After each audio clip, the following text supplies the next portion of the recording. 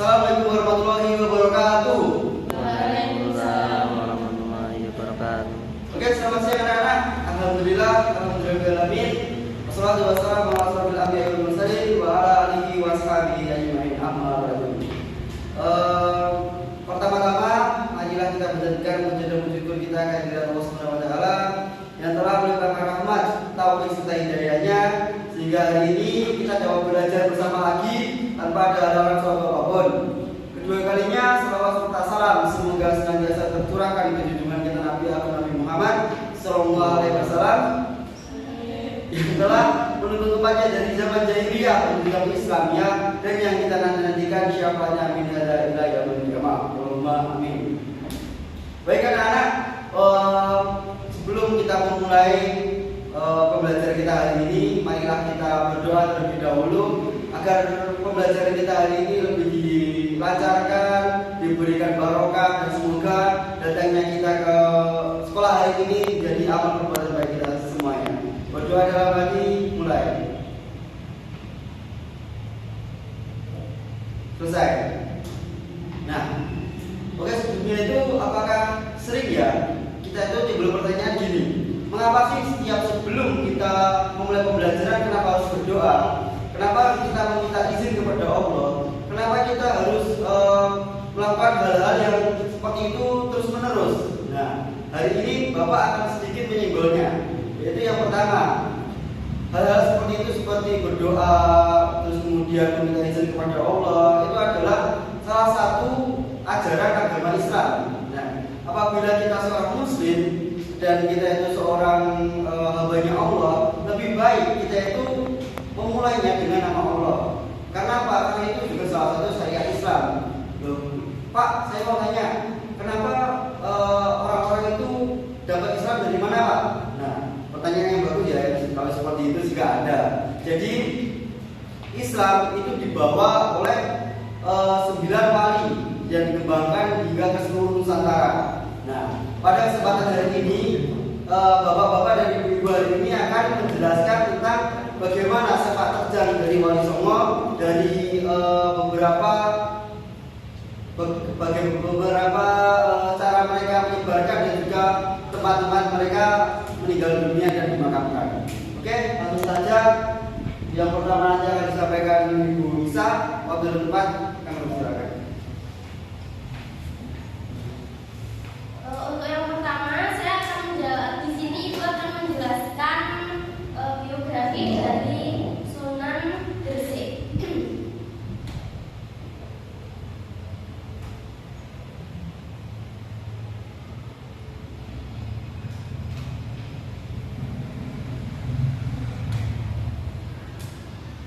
Jadi Sunan Gresik itu memiliki nama Maulana Malik Ibrahim yang wafat pada tahun 1419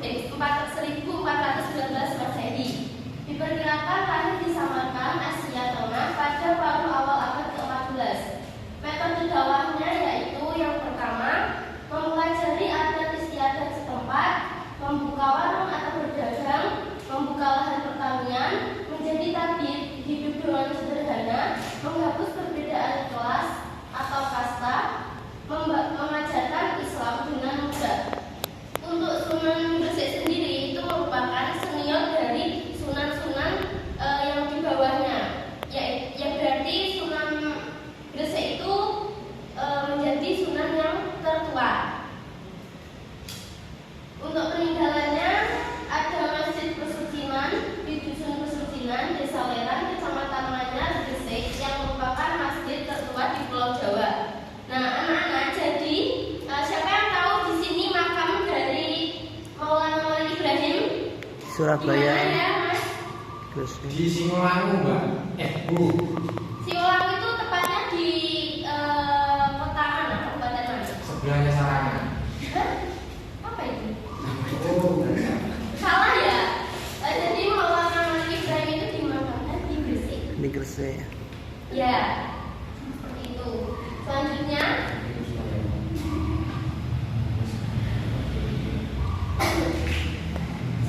ada Sunan Ampel. Sunan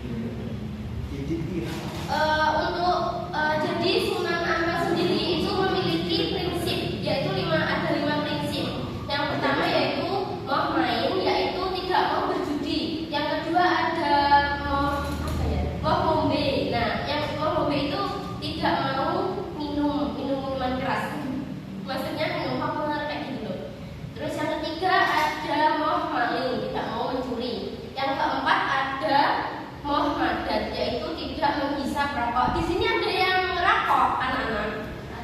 Masih anak-anak loh kok merokok. Kenapa? Karena udah punya uang. Tapi kan tidak boleh, itu nggak baik buat kesehatan ya. Nah, ada beberapa yang keempat. Yang kelima ada Muhammadun, yaitu tidak mau berzina. Jadi di sini kita harus mengikuti 5 prinsip yang dipunyai oleh Sunan Ampel ya anak-anak. Ya. Selanjutnya ada Sunan Bonang. Sunan Bonang dilahirkan pada 1465 di Rembang dengan nama asli Maulana Maksum. Raden Maulana Maksum Ibrahim. Beliau adalah putra dari Sunan Ampel. Sunan Ampel yang tadi dijelaskan. Dan Nyai Agung Manila. Tadi kan Sunan Ampel punya 2 istri. Nah, Nyai Agung Manila itu yang istri yang kedua, Dewi Chandrawati, yang merupakan putri dari Bupati Tuban, yaitu Arya Teja. Sunan Bonang mensiarkan agama Islam yang berintegrasi dengan budaya lokal atau nilai-nilai kearifan lokal, sebagaimana Sunan Bonang yang berdakwah melalui penggunaan alat musik gamelan. Untuk peninggalannya sendiri yaitu ada wayang kulit, ada tembang seperti tombok ati, gamelan, suluk, dan juga Masjid Demak. Sunan Bonang wafat pada tahun 1525 Masehi dan saat ini makamnya berada di kota Tuban.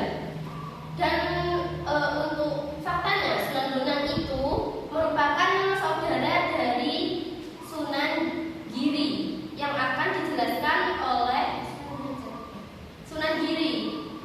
Apa Sunan Derajat apa Sunan Giri? Sunan Derajat yang akan dijelaskan oleh Mbak Intan. Bu Intan.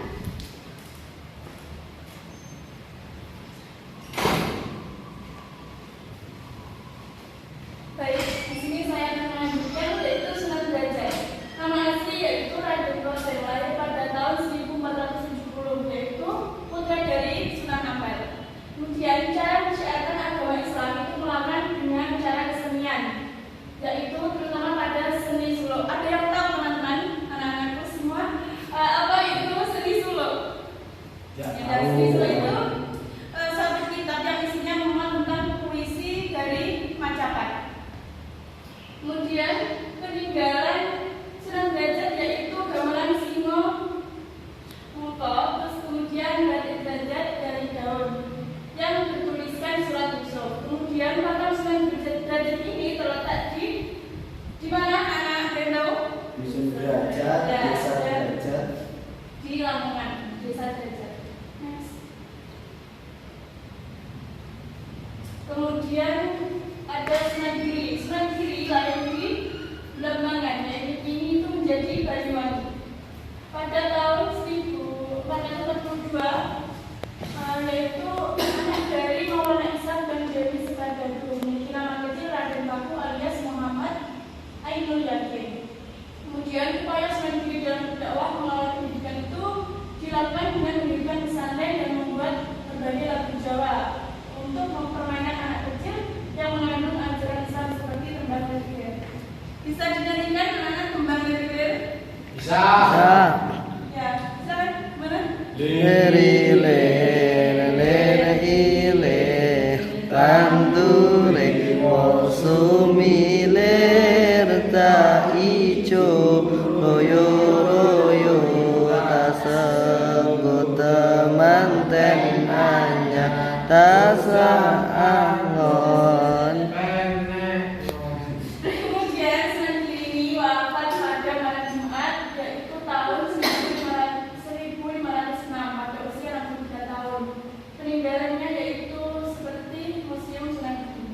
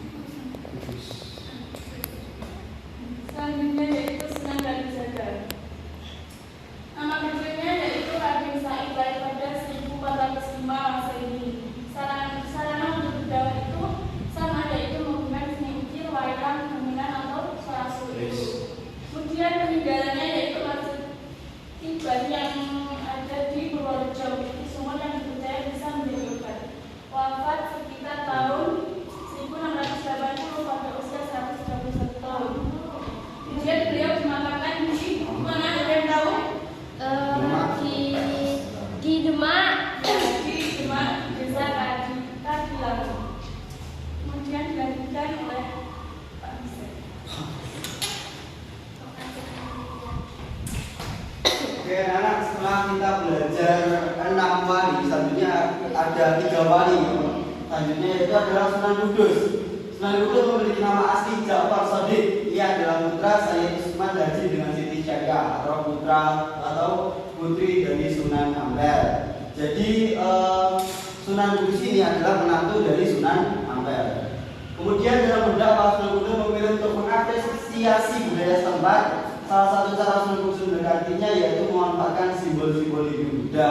Jadi kalau nanti anak-anak sudah study tour ke tempat apa itu namanya masjid, khususnya di Masjid Kudus, nanti akan ada ukiran-ukiran tersebut. Nah, itu bukan berarti masjidnya bukan milik orang Hindu ya, akan tetapi Sunan Kudus itu mengakulturasi budaya orang Hindu, yaitu berupa kaligrafi dan juga simbol-simbol tersebut ke dalam menaranya, sehingga dijadikan salah satu objek wisata. Kemudian pada tahun 1550 Sunan Kudus meninggal dunia saat jadi imam sholat subuh. Seperti kasus meninggalnya siapa? Siapa yang tahu? Umar bin Khattab. Ya, benar sekali. Seperti kasusnya Umar bin Khattab yang ditikam oleh Abu Lu'lu'ah. Oke, let's go.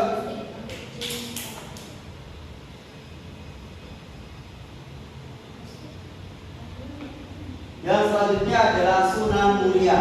Sunan Muria memiliki nama kecil Raden Umar Said, adalah tokoh wali Solo, putra dari Raden Said atau Sunan Kalijogo dan juga dengan Dewi Saro. Jadi Sunan Muria ini memiliki darah keturunan dari Sunan Kalijogo.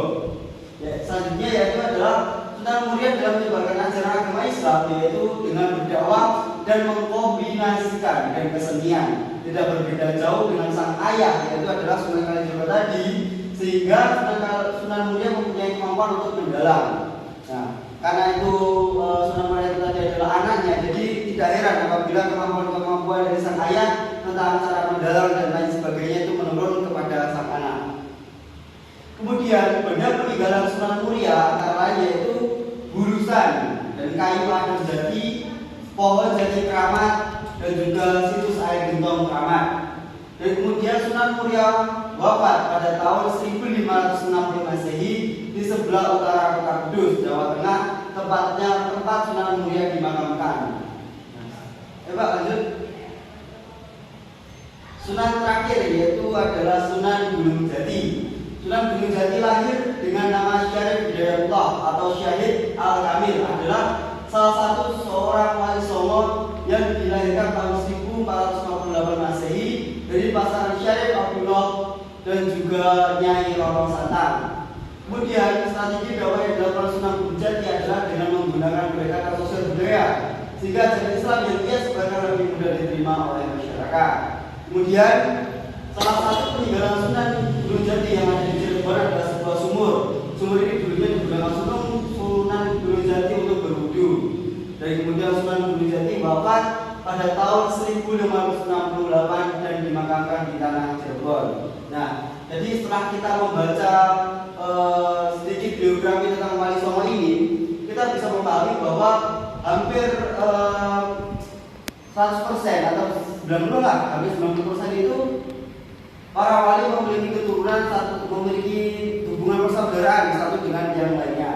Nah, untuk kita mengenang dan juga menghormati jasa-jasa para wali songo yang telah menyiarkan agama Islam, sehingga kita hari ini bisa sholat, bisa beribadah dengan tenang tanpa ada ancaman. Kan dulu itu setiap orang yang beribadah itu terancam. Ada yang diancam dibunuh, keluarganya yang juga ditawan, hingga bahkan kerajaan antara kerajaan Islam dan juga kerajaan Hindu Buddha itu sering mengalami pro kontra. Nah, kita hadiahkan Al-Fatihah buat beliau. Semoga kita berterima kasih karena kita dapat melaksanakan ibadah dengan tenang, khusyuk, dan juga kita dapat mengembangkan pengetahuan ilmu agama ke depannya. Mari kita baca Al-Fatihah bersama anak-anak. 1, 2, 3.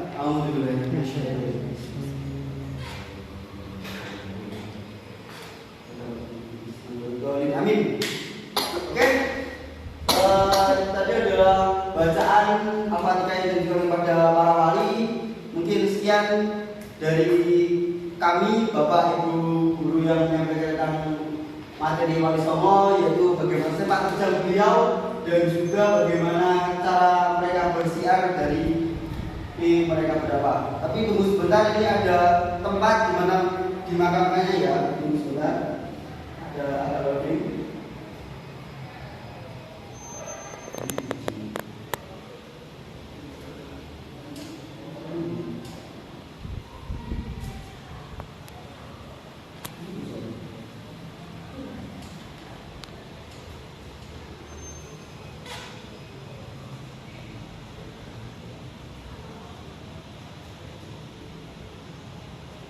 Ya, ini adalah tempat-tempat dimakamkannya sekaligus nama-nama walinya. Makam Sunan Bonang.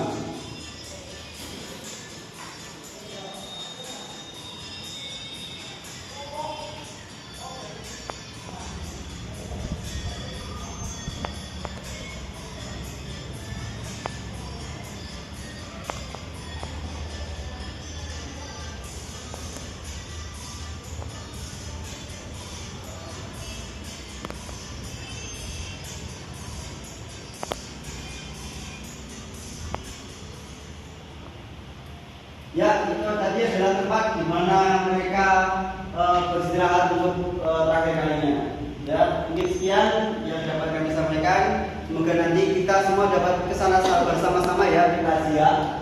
Dan insya Allah nanti kita langsungkan kepada guru BK untuk kita sambil berbaring di sana. Oke, mari kita tutup dengan bacaan Alhamdulillah bersama-sama. Hari ini kita tutup bersama-sama. Alhamdulillahirobbilalamin.